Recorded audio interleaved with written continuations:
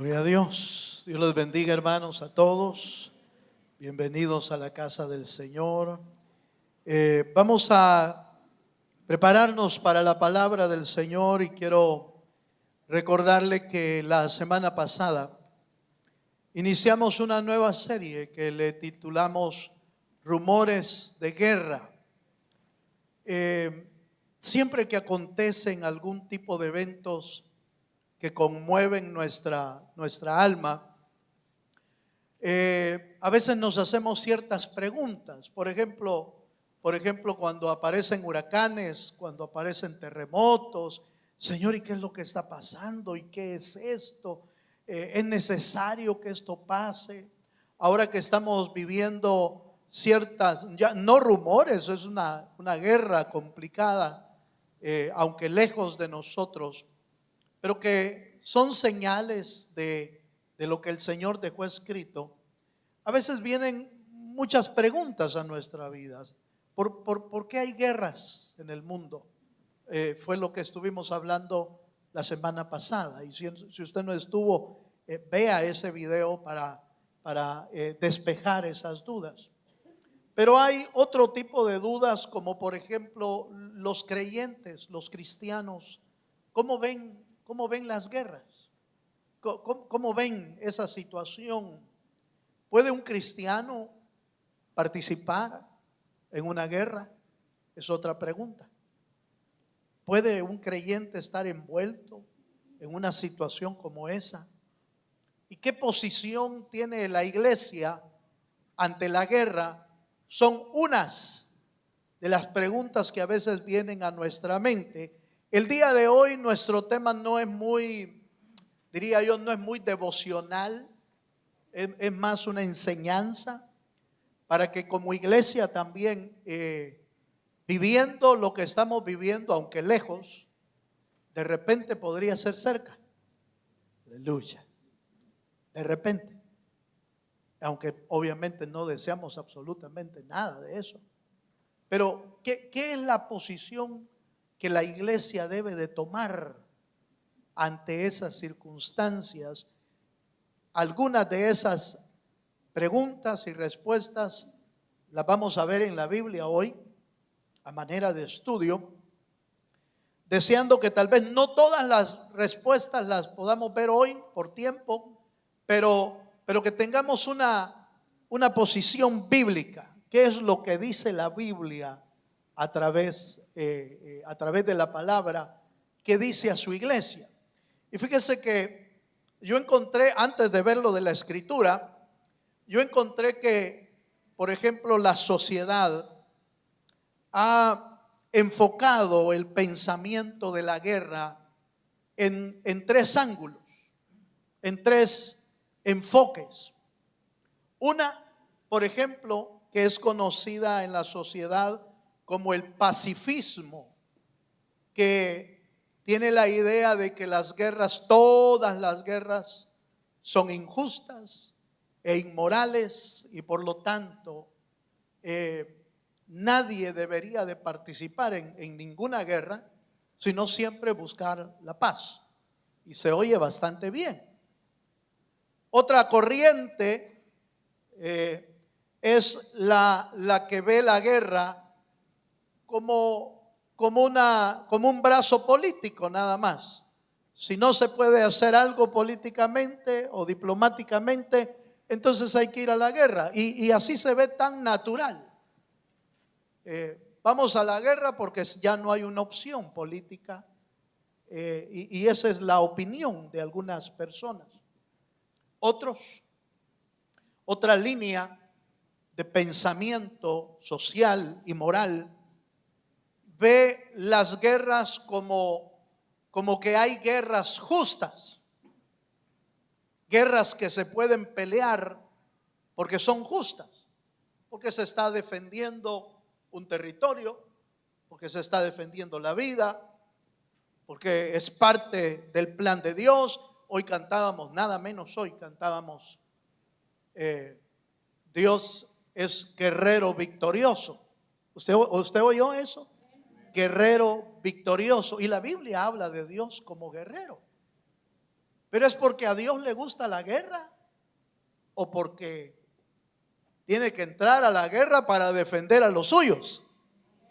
Es otro ángulo.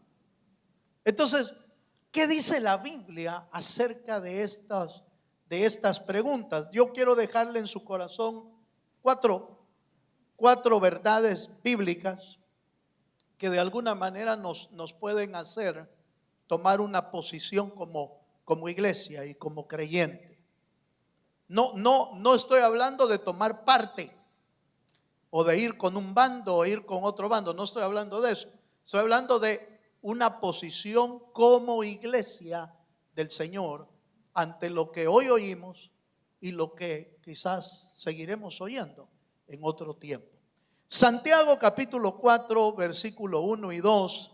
Vamos a ver nuestro primer punto. ¿Qué dice la Biblia sobre la posición de la iglesia ante la guerra? Ese es el tema de hoy. La iglesia ante la guerra. ¿Y qué dice la Biblia acerca de esto? En primer lugar, debemos de decir, Santiago capítulo 4, verso 1 y 2 dice: ¿de dónde vienen las guerras y los pleitos entre vosotros? ¿No es de vuestras pasiones, las cuales combaten en vuestros miembros? Codiciáis y no tenéis, matáis y ardéis de envidia y no podéis alcanzar. Combatís y lucháis, pero no tenéis lo que deseáis porque no pedís. Número 1, primera verdad en cuanto a las Biblias, en cuanto a las guerras, de lo que dice la Biblia. Las guerras son el resultado del pecado interior del hombre y la ausencia de Dios en el corazón humano. Amén. Las guerras son el resultado del pecado interno del ser humano y de la ausencia de Dios en el corazón del hombre. El ser humano sin Dios en su corazón es peleonero. Le gusta andar peleando, por gusto le gusta andar peleando. Hay gente con la que uno se topa, hermano, que mire, se enoja por todo anda peleando. Si habla, porque habla, y si no habla, porque no habla. La cosa es que siempre anda peleando, siempre anda. Yo no sé si usted se ha dado cuenta que hay gente que siempre anda buscando con quién pelear. Pero ¿sabe qué es lo que indica eso? ¿Indica un pecado interno o indica la ausencia de Dios? Por eso es que el Señor y la palabra recomienda que aún el creyente nunca debe de separarse de Dios.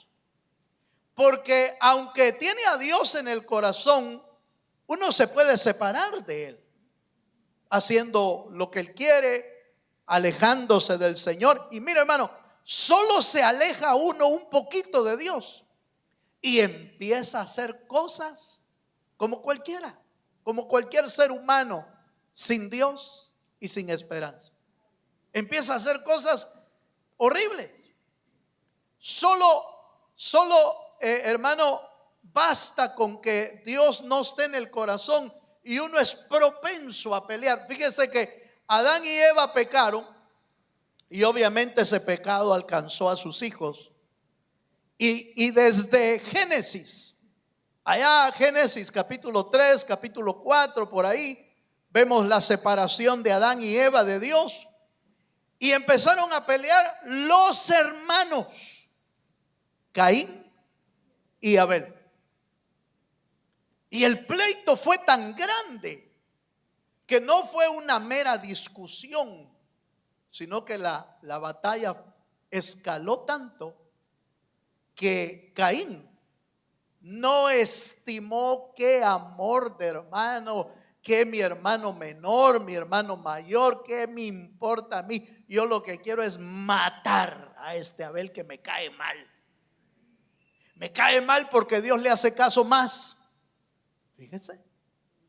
Y lo mató Caín a Abel. Desde allá hasta nuestros tiempos, usted y yo vamos a ser testigos, ya sea por la historia o ya sea por testigo físico, vamos a ser testigos de que el hombre se va a seguir peleando y matando porque no tienen a Cristo en su corazón. La guerra en la tierra no está afuera, la guerra está adentro del corazón del ser humano. Y sin Cristo jamás va a haber paz.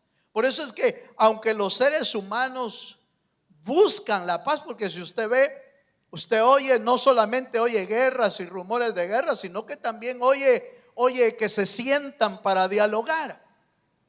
Hay diálogos de paz, hay diálogos de ponerse de acuerdo, hay diálogos, se sientan a la mesa para discutir acuerdos, pero resulta que salen más peleados. Porque si Cristo no está en el corazón, nunca va a haber una paz real. La paz real que la Biblia menciona es cuando Cristo venga y gobierne sobre todos los corazones de la tierra. Dele un fuerte aplauso al Señor Jesucristo.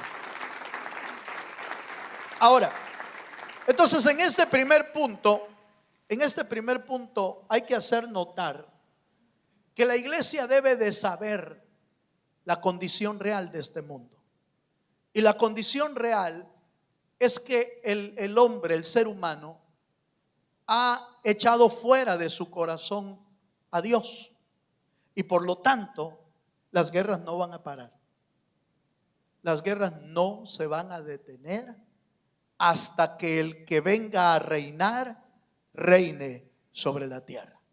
Me estoy dando a entender. Mire, yo no sé si usted va a decir, ay hermano, qué esperanza nos da usted.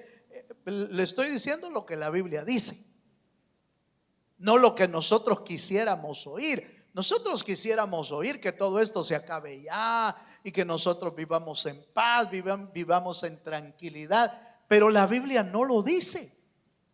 La Biblia dice que la paz va a venir cuando el Rey de paz, que habla Isaías, se siente en su trono y reine sobre toda la tierra.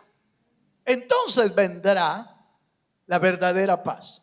Por ahorita nosotros nos toca, en primer lugar, saber que hay batallas, pero nuestra posición es, como iglesia, no es entrar en una batalla física, porque Efesios, si me acompaña un poquito más, Efesios capítulo 6, verso 12, nos habla de la lucha más importante a la cual usted y yo debemos ponerle atención, y es a la lucha espiritual que no vemos, pero es la que realmente lleva a los hombres a hacer guerras.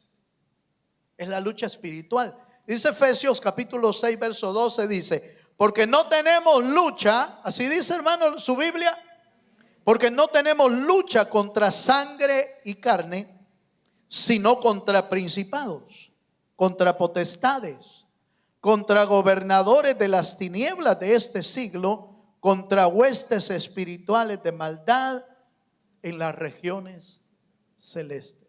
Por eso es que la iglesia no apoya ninguna guerra física, porque no es esa la guerra real que se está llevando a cabo, sino la guerra espiritual dentro de los seres humanos, que los hace pelear con otros y los hace guerrear con otros. Entonces la posición de la iglesia es que la verdadera guerra no es la que se ve.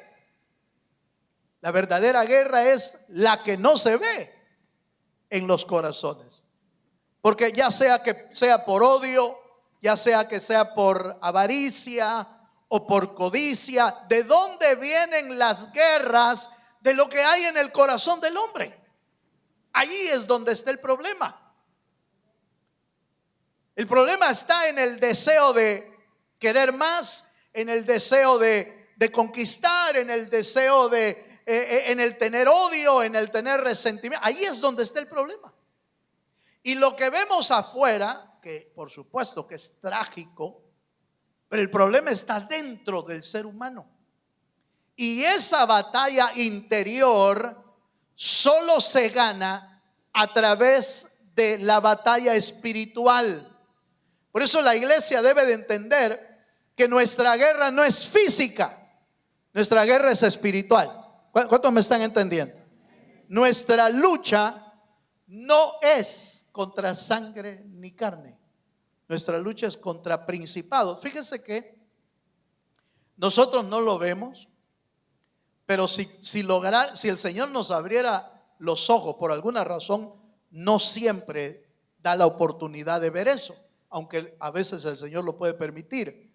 Pero si nos abriera los ojos a las cosas que no vemos, nos daríamos cuenta que, por ejemplo, los espíritus y los demonios que habitan en esta tierra o adentro de las personas son millares y millares. Tal es así que la Biblia cuenta una historia, no sé si usted la sabe, pero la Biblia cuenta de un hombre llamado el Gadareno. Y el Gadareno fue liberado de lo que tenía dentro. ¿Pero qué era lo que tenía dentro? La Biblia dice que tenía una legión de demonios, porque el Señor le preguntó: ¿cómo te llamas? Y el Gadareno dijo: Legión me llamo. Y entonces el Señor lo echó fuera a la legión. ¿Pero qué significa una legión?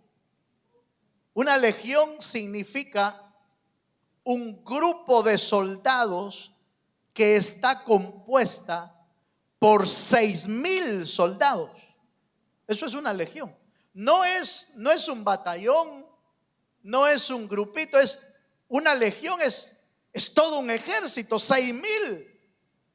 Ahora, por favor, note esto: 6,000 espíritus o 6,000 demonios en una sola persona.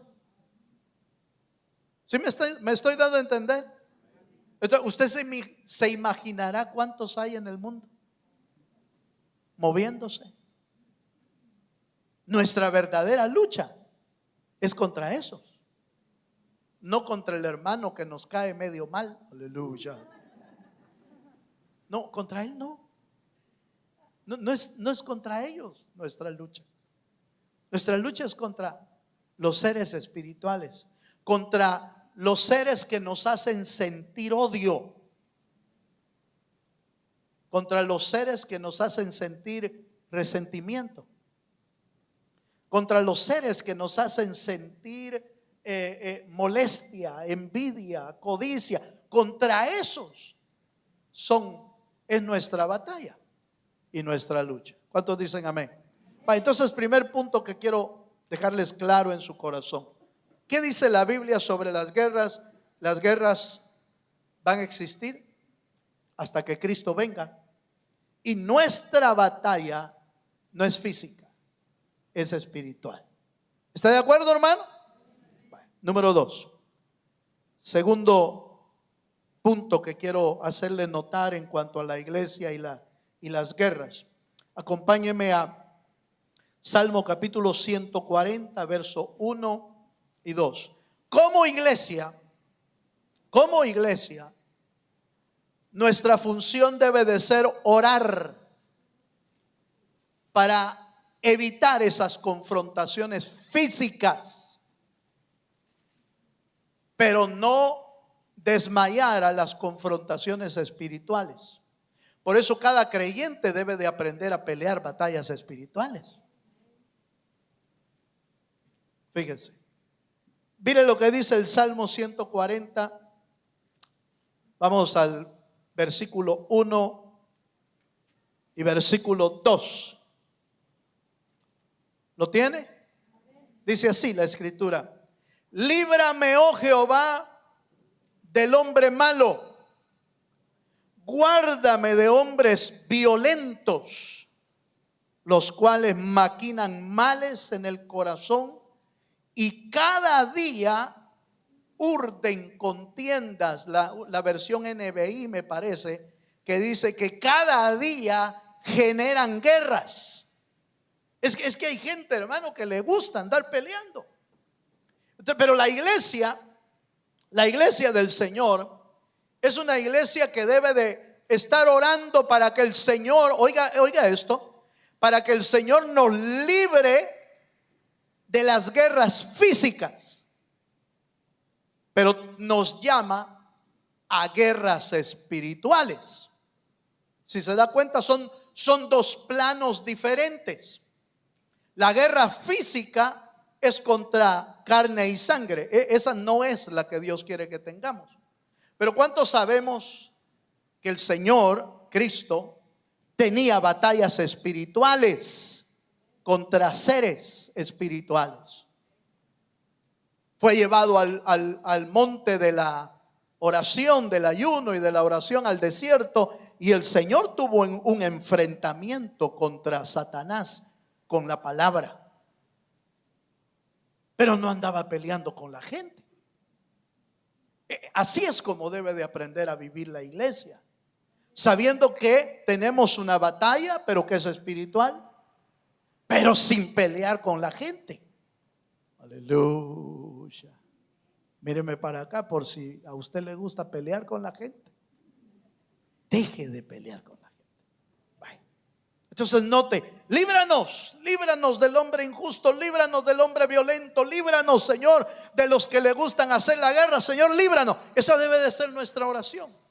Fíjese que hasta las autoridades de la ciudad le dicen a uno, no sé si usted lo ha visto, pero le dicen a uno: mire, si alguien quiere pelear con usted en el tráfico, en el tránsito, por la famosa ira al volante, que ni le haga caso uno, dice. Si alguien le pita, si alguien le dice algo desde el otro carro, ¿qué debe de hacer usted, hermano? Aleluya. ¿Verdad? Nada. Solo hágale así, mire. Aleluya. O vaya, pues por lo menos no le haga nada, ¿va? Solo véalo. No más. ¿Por qué? ¿Por qué? Porque las autoridades saben que hay mucha gente que anda con violencia adentro en su alma y quiere descargarla en alguien que se le ponga al brinco, con alguien que se pare, con alguien que reaccione contra otro mundano o contra un creyente carnal. Porque el creyente carnal reacciona como carnal. Dice: ¿qué? ¿De qué? Bájate pues. Bajémonos, sí. Pero usted no sabe cómo anda el otro. Usted aunque sea creyente, ¿cuántos son creyentes aquí? Levanten la mano los que son creyentes. Vaya, todos, mire pues, ya ve. Creyentes, pero unos son espirituales y otros son medio carnales, ¿va? Y entonces fíjese que el carnal reacciona como cualquier humano, pero usted no sabe con quién se topó. Si se topó con otro creyente carnal o se topó con un mundano atestado de demonios por dentro. Usted no sabe si el que va a la par es otro gadareno con 6,000 adentro. Y entonces ese no le va a importar si usted es cristiano, si no es cristiano, si está a cuentas o no está a cuentas. Si no está a cuentas, de todo modo te lo mando ya. Entonces no sabe uno con quién se va a topar. ¿O no, hermano? No sabe uno. No, pero es que usted lo vio. No, pero es que está chiquito, dice. No, pues no sabe usted con qué anda. ¿Con lo que anda ahí o con lo que anda adentro? Entonces el creyente debe de aprender a ser sabio, hermano. El creyente, la iglesia del Señor debe de evitar cualquier confrontamiento físico y más bien orar para que el Señor nos aparte de toda violencia y de toda maldad. ¿Me estoy dando a entender, hermano? Nuestra lucha no es contra carne ni sangre, sino contra principados y potestades. Eso quiere decir entonces que debe de la iglesia, quiero dejar este punto bien puesto. La iglesia, la postura de la iglesia ante la guerra es ser un intercesor para que el Señor nos evite la violencia y le evite la violencia a las familias, a los amigos, a los vecinos. La iglesia debe de ser una intercesora. Por eso la iglesia no debe de ignorar lo que está pasando en otros lugares. No debe de ignorar. Está lejos, hermano, eso no me interesa a mí. Hay que vean ellos si se agarran. No, no es esa la posición de la iglesia. La iglesia debe de estar pidiendo misericordia por esa gente que está sufriendo. La iglesia debe de estar intercediendo: Señor, guárdalos, Señor, provee lo necesario, pero sobre todo que te conozcan a ti como su Salvador y su verdadero Salvador de las almas. Dele un fuerte aplauso al Señor. ¿Cuántos dicen amén, hermano? Mire, la iglesia no debe de ignorar el sufrimiento ajeno. ¿Se acuerda que Jesús se paró en un monte y dice que vio las multitudes como ovejas que no tienen pastor? Y dice la Biblia, y Jesús tuvo compasión de ellos. ¿Por qué tuvo compasión? La palabra compasión es tener un dolor profundo por la necesidad y por la tristeza de otro. Esa es una compasión. Es tener un dolor profundo por el dolor y el sufrimiento de otro, pero además tener la capacidad de ayudar. Eso es compasión. Porque solo ver está bien, y sentir dolor sí, pero si no oramos, si no intercedemos, si no los ponemos delante de Dios, es como que nos quedáramos con los brazos cruzados ante la necesidad de alguien sin hacer nada para auxiliarles. Y como iglesia no debemos de tomar esa actitud, porque esa actitud ha tomado miles y millones de creyentes. Se lo pruebo en la Biblia. ¿Se acuerda usted del buen samaritano? De la historia del buen samaritano, la parábola del buen samaritano. Golpearon a uno, lo dejaron medio muerto, dice, tirado en la calle. Lo dejaron medio muerto, y cuando venía un sacerdote de Jerusalén, pasó por ahí, vio al medio muerto, y ¿qué hizo, hermano? ¿Qué hizo? No hizo nada. Pasó de largo, dice la Biblia. Vio el dolor, vio el sufrimiento, vio la muerte misma en ese hombre, pero se pasó de largo. Bajó un levita, que es de los servidores. Bajó un levita, vio al hombre tirado también y pasó de largo. Eso quiere decir que, mire, hermano, no es suficiente con ir a la iglesia para tener un buen corazón. No es suficiente. Lo que hace cambiar tu corazón es tener una verdadera relación con el Cristo que cambia, que transforma y que da un nuevo corazón a la vida del ser humano. Dele un fuerte aplauso al Señor. De eso es que estamos hablando aquí. No, aquí no hablamos de religión, aquí hablamos de una relación con Cristo que nos transforme la vida, que nos cambie. El sacerdote y el levita iban a la sinagoga, subían a Jerusalén a alabar y adorar a Dios, pero sus corazones estaban lejos de Dios. Hermano, cuando usted y yo vemos el sufrimiento de otra gente y no hacemos nada, estamos siendo igual que el sacerdote y que el levita.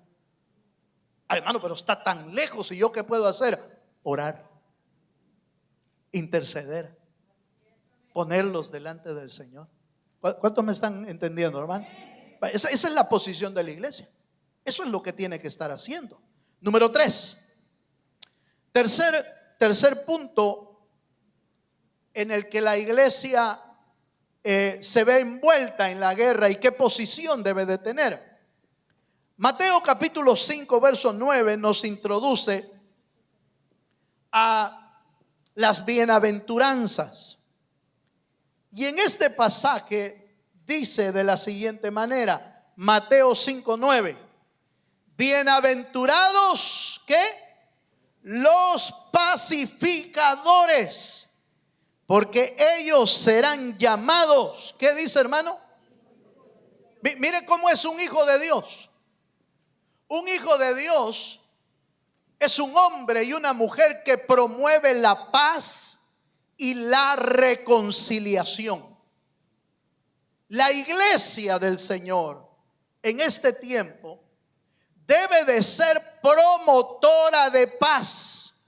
Por eso es que no debemos tomar un bando ni otro bando. No, es promotor de paz, promotor de reconciliación, promotor de que se arreglen las cosas, promotor de que lleguen a acuerdos, que hagan a un lado las diferencias, que lleguen a acuerdo y que vivan en paz. ¿Sí me estoy dando a entender? Hermano, pero yo he visto creyentes que se meten en unos conflictos. Allá en El Salvador, los que son del Salvador saben más o menos esto. Allá en El Salvador, cuando uno era pequeño, chiquito, bueno, yo no crecí mucho, pero de edad por lo menos, cuando uno era pequeño y jugaba en la calle, de repente se topaba con otro que no le caía bien, o jugando pelota, cualquier cosa, se pegaba un encontronazo. Y ya el otro niño y este niño y el otro niño se empezaban a ver y qué pues, ¿y qué? Veniste pues, veniste. Pero fíjese que yo me di cuenta en aquel tiempo y hasta el día de hoy es así, que nunca salía alguien a decir, no, miren, no muchachos, miren, no hombre amigos, si somos amigos, hombre, apártense, dejen de andar peleando. Nunca salía uno de esos. ¿Sabe quiénes salían? A ver, ¿quién pega primero? A ver, vamos, a mí me dijo que te caía mal. Dale, el que escupa aquí primero. Fíjese, en los pleitos de niños nunca salía, yo no me acuerdo haber visto a un pacificador, a un niño diciendo no, juguemos hombre, dejen de andar peleando, vamos a jugar. No, yo no me acuerdo. Siempre salía 1, 2, 3. Vaya pues, a ver quién da el primer golpe. Tírale pues, y dale. Y siempre había quienes lo impulsaban a la guerra, ¿o no? ¿Nunca se peleó usted como niño? ¿Verdad que sí? Y siempre había otro que le echaba leña al fuego. Le echaba leña al fuego. Pero así es con los grandes también, fíjese. En lugar de reconciliar, mira, es que yo estoy peleado con aquel, me cae mal. Decirle sus verdades, hombre. Yo que vos le fuera a tocar a la puerta y le diría quién eres. En lugar de ser un reconciliador, en lugar de decirle, no, mira, deja de andar peleando, hombre. Ya no es tiempo de pelear. Acordate que sos cristiano, aleluya. Acordate que sos hijo de Dios. Ya no hay que andar peleando. Mejor, ¿sabes qué? Anda a pedirle perdón. ¿Qué? ¿Que yo le vaya a pedir perdón? ¿Y cómo se te ocurre semejante cosa? Pero es que eso es lo que dice la Biblia.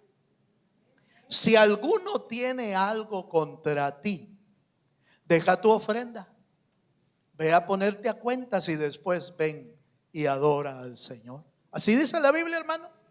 Porque la Biblia es promotora de paz y de reconciliación. Los creyentes deben de ser promotores. La iglesia del Señor debe de ser promotor de paz y de reconciliación. No de andar en contiendas, no de andar en pleitos, no de andar en disensiones. Usted me dirá, hermano, pero eso no se da en la iglesia. ¿Cómo no? Si se da. Pablo le dice a una de las iglesias en Corinto, les dice: he oído que entre vosotros hay pleitos y disensiones. Los hermanos aquellos, hay unos hermanos que le habían dicho al apóstol Pablo, y en parte lo creo porque sois carnales, le dijo el apóstol Pablo. Cuando uno se anda peleando, hermano, le está saliendo la carnalidad. Pero eso solo nos desvía del plan de Dios. El plan de Dios es restaurarnos. El plan de Dios es hacernos de nuevo. El plan de Dios es que el creyente viva en unidad y en paz con su hermano. ¿Así es, hermano, o no? Entonces, ¿qué debe de ser la iglesia ante las guerras, ante el mundo y ante la guerra? ¿Cómo debe de ser la iglesia? Debe de ser reconciliadora y llena de paz. Así debe de ser la iglesia. Yo no sé, yo viví, creo que le conté, que en El Salvador yo me eché los 12 años de guerra en El Salvador, 1980 hasta 1990 y algo, no recuerdo cuando según que firmaron la paz allá. Me eché todos los 12 años de guerra en El Salvador, fíjese. Y en esos años de guerra, tristemente, todo el mundo se dio cuenta de que, entre comillas, la iglesia no era la que promovía la paz, sino que la iglesia más conocida en El Salvador, era donde practicaban los guerrilleros a tirar,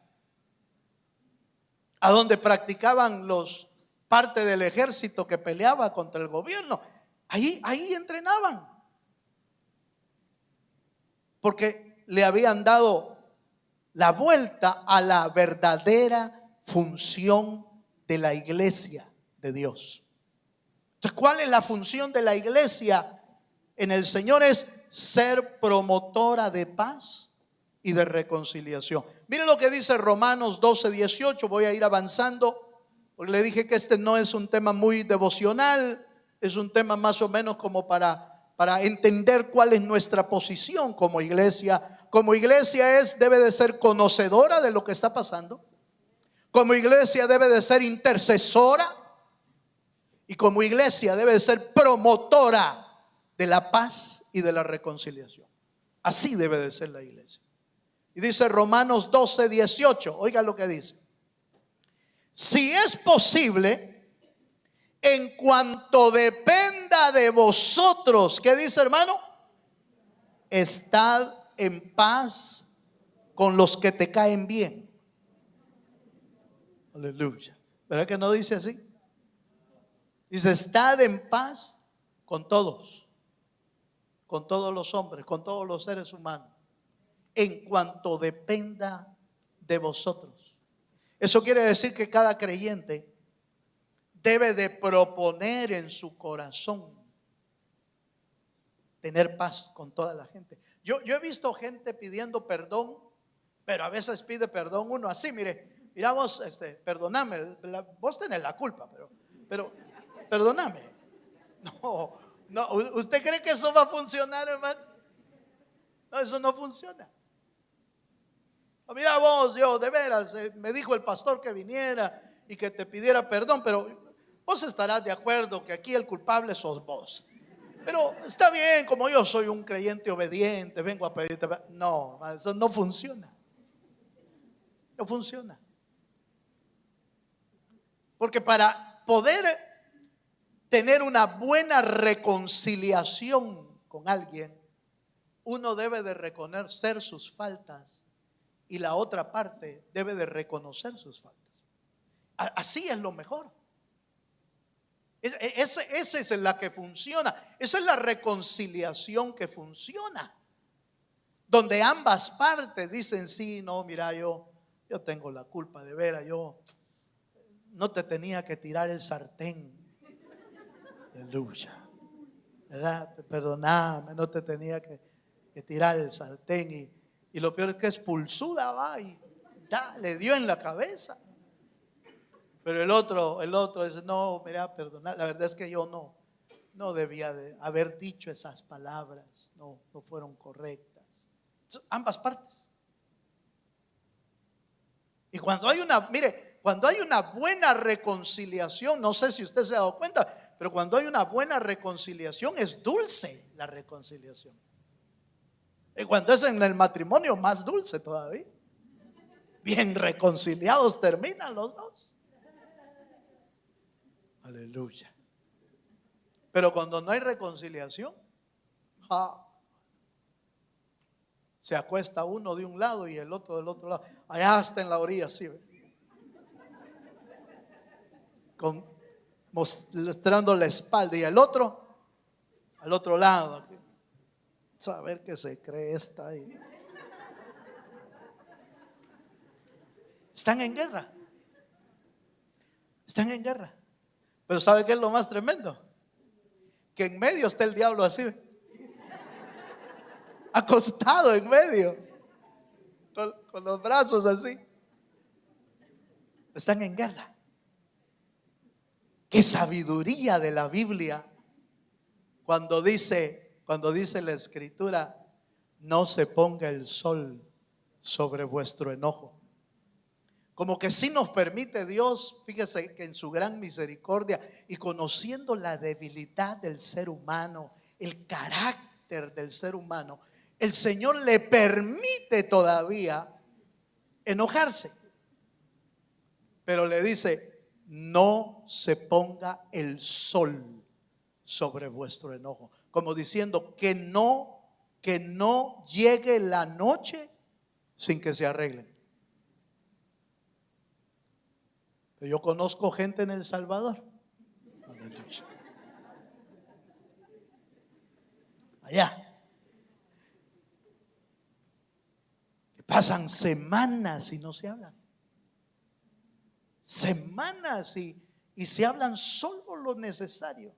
Aquí está el café, más helado que otra cosa. Helado. Pasan semanas. No hemos aprendido a vivir con sabiduría. La iglesia es promotora ¿de qué dijimos? De paz y reconciliación. Las reconciliaciones de antes eran terribles. Como hijos, los padres tomaban unos mecanismos de reconciliación medio raros, fíjese usted. ¿Sabe qué hacía mi mamá cuando nos peleábamos entre hermanos? Nos metía dentro de una misma camisa a los dos. Por Dios, hermano. Usted se imagina a un hermano y otro metidos en una camisa y prohibido quitarse la camisa todo el día, o por lo menos un par de horas, ¿va? Metido, y uno bravo con aquel. ¿Qué hacía uno? Y caminar, pues, ¿cómo que camina? Camina vos, va. Ser un lío, hermano. Y solo nos la podíamos quitar hasta que estuviéramos ya de acuerdo. Pobrecitos, nuestros padres hacían lo que podían, va, lo que lograban ver que iba a servir. De repente lo voy a meter en camisa con otro hermano, fíjese, hermano. Dele un aplauso. Dele un aplauso al Señor. Aleluya. De repente, si me entero que usted está peleando con alguien, lo voy a meter en la misma camisa. Reconciliación y paz. La iglesia es intercesora por las necesidades, por los sufrimientos de otro, intercediendo, pero la iglesia es reconciliadora. Por eso no puede tomar un bando, sino que debe de mostrarle a ambos debe de mostrarle que el Señor quiere que se arregle, que busquen la paz, que el Señor quiere darles paz en sus vidas. Bueno, número 4, vamos un poquito más. Acompáñame a otro punto, que este es un poquito más delicado, en el sentido de que ya dijimos que el creyente no debería de meterse en pleitos físicos, y menos en la guerra. No debería. Sin embargo, la Biblia enseña de que las naciones, los pueblos, tienen ejércitos. ¿Sí? Tienen ejércitos. Y eso quiere decir que ¿qué hace o cómo ve la iglesia o la Biblia, cómo ve a esos hombres que son ejércitos?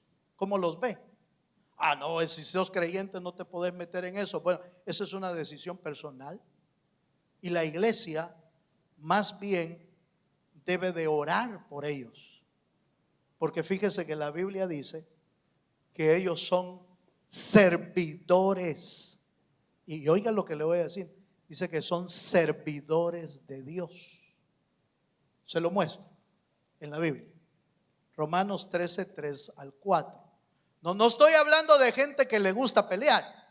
No, le estoy hablando de gente que tomó la decisión de ser un defensor de su ciudad, de ser un defensor de su país, de ser un defensor de su patria, de ser un defensor de su pueblo.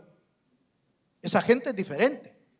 Es una decisión que ellos toman y de repente podría ser hasta uno de nuestros hijos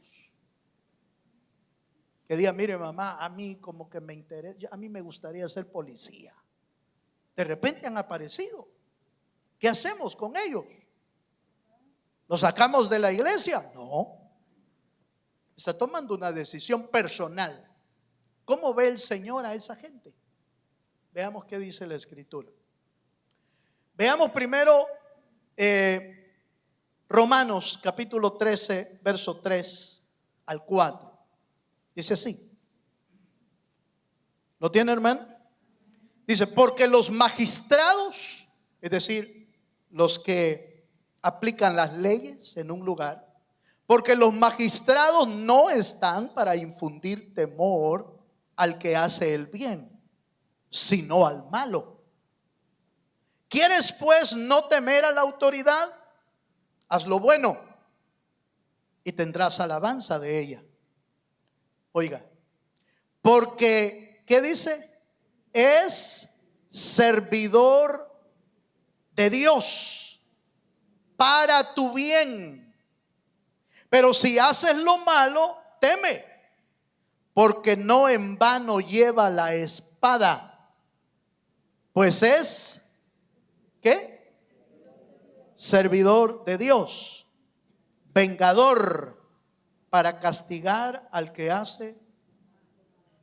Las autoridades, la policía, el ejército, la gente de autoridad que ha sido llamada para servir, ya sea en la armada, en los cuerpos de seguridad, es gente a la que Dios le da su bendición.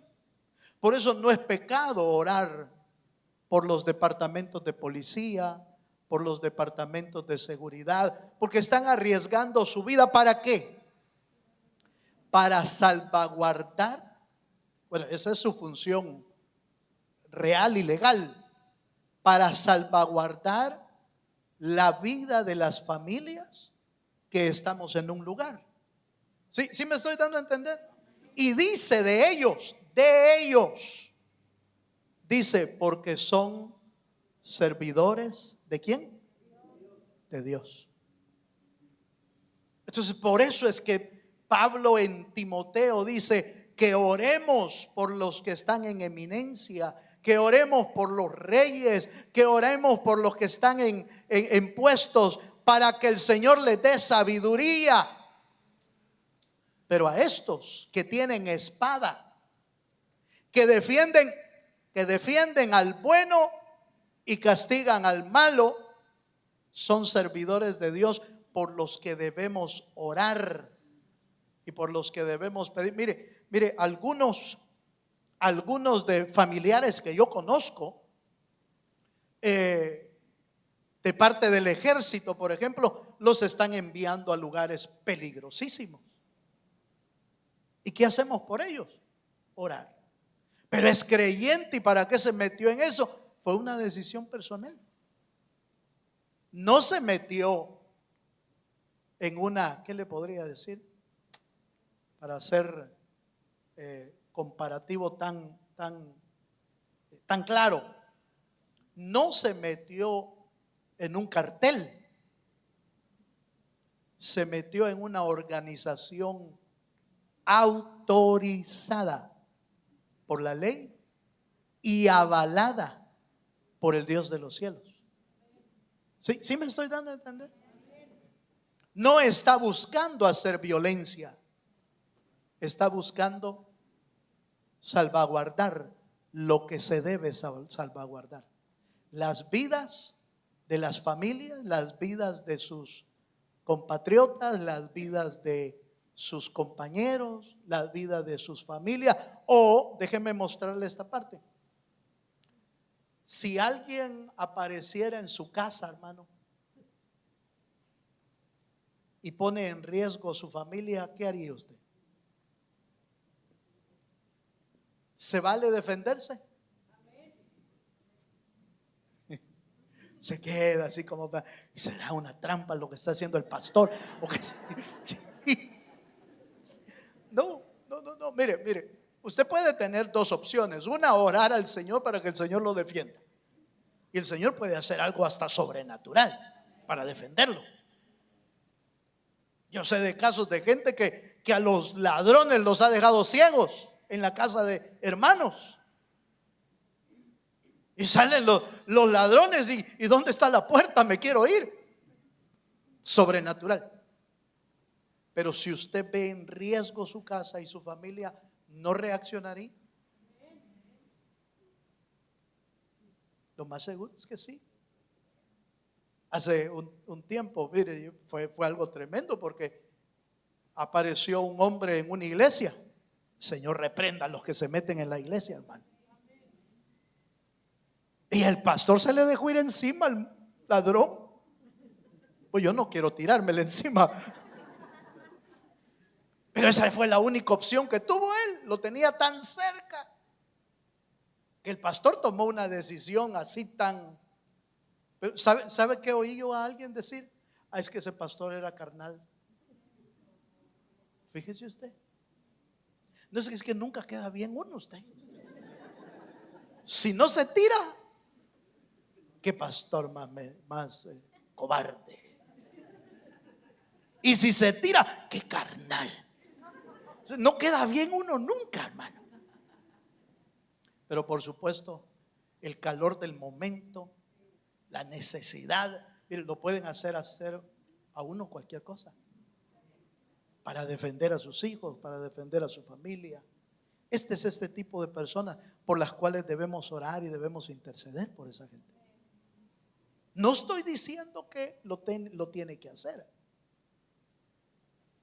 El Señor puede defendernos también. Pero hay momentos en los que como que no queda de otra, ¿va? ¿Sabe por qué el Señor va a venir con espada de dos filos en sus manos y va a destruir a todas las naciones que estén en contra de su pueblo Israel? En el libro de Apocalipsis dice que el Señor viene en caballo blanco, así dice, ¿va? Viene en caballo blanco, viene con espada de dos filos en su boca y va a destruir a todos los malos. Pero ¿qué es lo que está haciendo el Señor?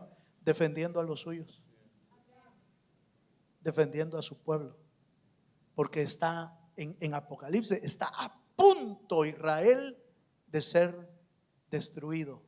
Y Dios tiene un pacto con su pueblo. Dios tiene una promesa con su pueblo. Y Él no va a faltar a su promesa. Por eso es que Dios es un Dios de guerra. Por eso es que Dios es un Dios de batalla. ¿Por qué? Porque está cuidando lo suyo. Está cuidando lo que es de Él. Y está defendiendo a lo que Dios le prometió, que iba a estar con nosotros todos los días de la vida hasta el fin del mundo. Por último, Isaías 2:3, voy a terminar.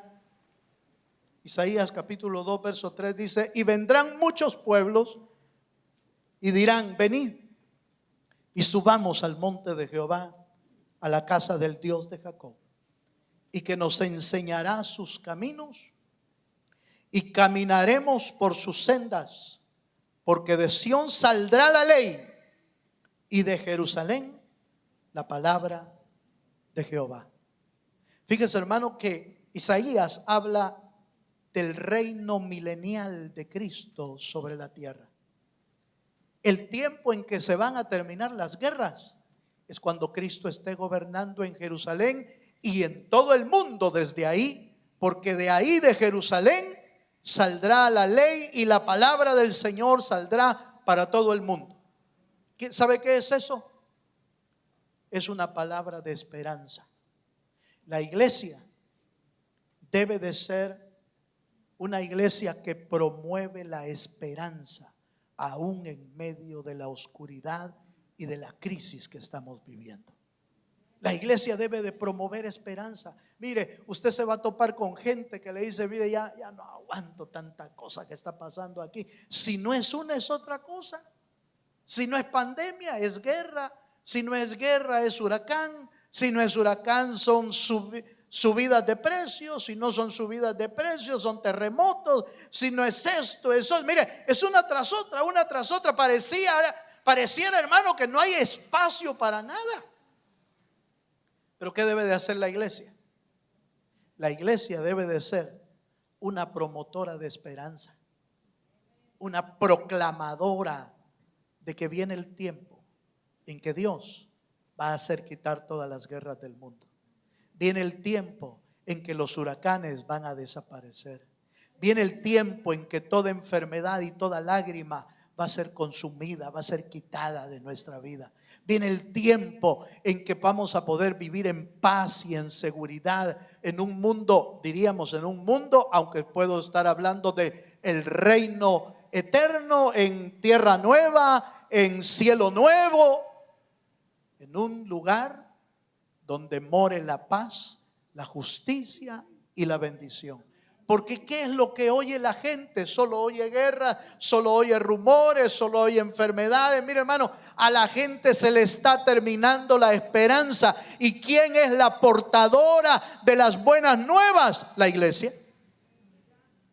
La portadora de las buenas nuevas es la iglesia. ¿No dice la Biblia que nos sacó de las tinieblas a su luz admirable? ¿Para qué? Para anunciar las virtudes de aquel que nos llamó de las tinieblas a su luz. Usted y yo debemos ser promotores del evangelio de esperanza, porque el mundo ya no tiene esperanza, hermano. De veras que muchas guerras, ¿verdad usted? Pero fíjese que yo conozco a uno que va a terminar con eso. Yo conozco a uno que va a traer paz. Yo conozco a un rey que va a traer esperanza. Yo conozco a un rey que va a traer vida eterna. Yo conozco a un rey que va a traer paz y una verdadera seguridad para los hombres. ¿Y quién lo predica hoy? ¿Quién lo predica hoy? La iglesia. Mientras más guerras veamos, más esperanza debemos pronunciar. Más palabra de vida debemos proclamar. No ignore las necesidades. Intercedamos. Promovamos la paz, la reconciliación.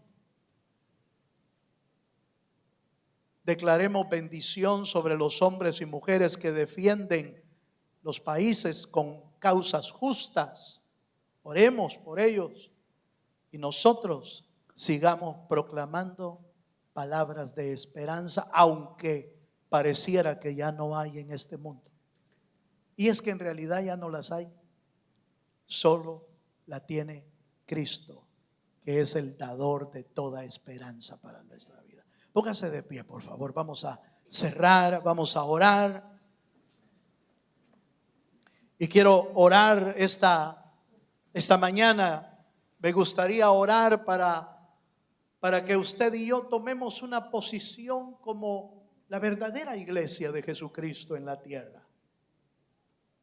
Una iglesia que intercede, una iglesia que lleva paz, una iglesia que lleva reconciliación, una iglesia de oración y una iglesia que promueve esperanza en un mundo abatido y necesitado. Oramos al Señor. Levante sus manos, cierre sus ojos y oramos al Señor. Padre, en el nombre de Jesús, te damos gracias. Esta tarde, Señor, bendice, Dios amado, a tu pueblo. Bendice cada vida, Señor.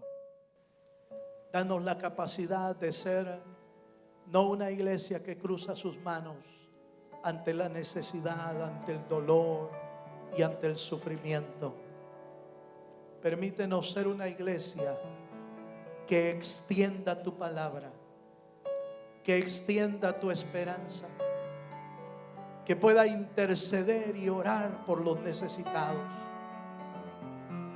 que extienda su mano al que está en aflicción, que extienda su mano al que está triste, al que está necesitado, que extiende palabras de esperanza al que ha perdido la esperanza. Tú eres el dador de la vida, Señor, y tu iglesia es tu cuerpo, la proclamadora de las buenas nuevas de Jesús en la tierra. Señor, danos la capacidad de tomar una actitud correcta. Danos la capacidad de tomar una actitud bíblica ante lo que sucede en el mundo. No podemos arreglarlo a manera física, pero podemos convulsionar las esferas celestiales con la oración, con la intercesión, con la ayuda. Vuélvenos una iglesia que hace su función en la tierra. Levanta tus manos y le decimos: Señor, usa mi vida. Usa mi vida para promover paz. Usa mi vida para promover a Cristo como Salvador. Usa mi vida para llevar palabras de esperanza. Usa mi vida, Señor, salvación, para llevar palabras de bienestar, para llevar palabras de sanidad, para llevar palabras de bendición al necesitado. la salvación. Deja que Dios te use. Iglesia nuestro Dios, Aleluya. eres grande, Deja que Dios te use poderoso, en medio del caos. salvación. Iglesia nuestro Dios, En medio de la necesidad.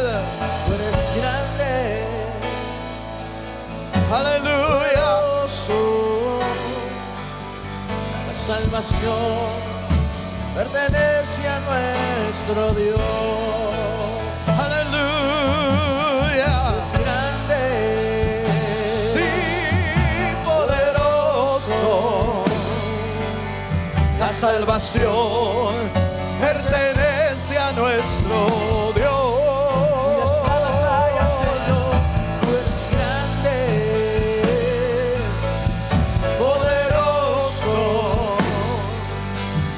salvación pertenece Solo Él a trae. nuestro Dios. Solo Él trae salvación. Eres mi gloria, Solo en Él hay esperanza. Iglesia de Cristo, siempre mi cabeza. llevemos esperanza.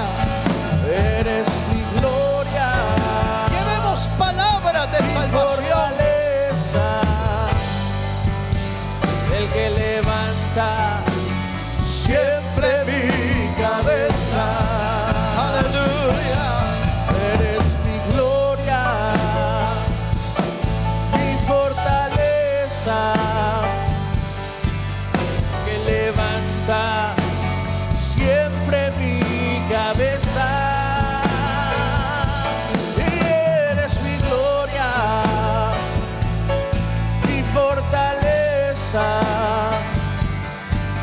el que levanta siempre mi cabeza.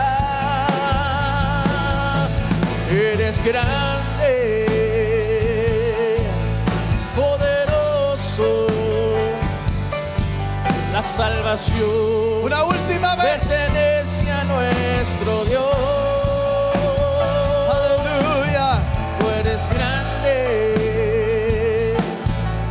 poderoso,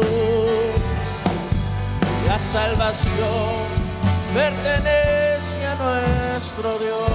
Padre, oramos esta tarde para que como iglesia de Cristo tomemos nuestra función y nuestro rol ante tantos eventos difíciles que están apareciendo según tu palabra. Señor, danos la actitud que como iglesia nos corresponde. Queremos ser una iglesia que haga tu obra, Señor, aquí en la tierra, mientras tú vienes por nosotros. Bendice a tu pueblo, bendice a tu iglesia, bendice cada familia, para que todos seamos guardados poderosamente por tu mano, oh Dios eterno. Guarda cada hogar, guarda cada familia y ayúdanos, Señor, a proclamar tu palabra a todo el que la necesita. Gracias, Señor, por tu palabra, por tu presencia y por tus cuidados a nuestra vida. En el nombre de Cristo Jesús lo pedimos todo, Señor. Amén y amén. Le damos un fuerte aplauso al Señor.